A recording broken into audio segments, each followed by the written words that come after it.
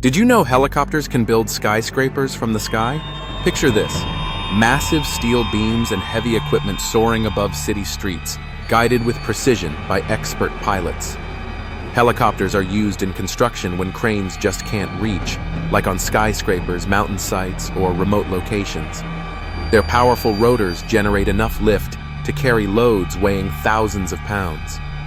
In urban areas, helicopters save time and reduce traffic disruption by flying materials directly to the rooftop, bypassing the need for massive cranes or blocked streets.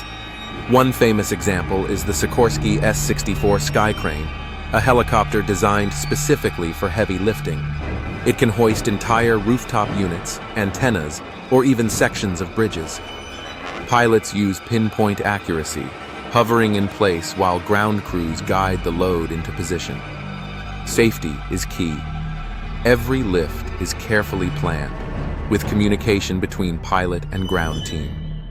It's a dramatic, sky-high ballet of engineering and teamwork. Next time you see a tall building, remember, some of its pieces arrived by air. Follow for more helicopter facts.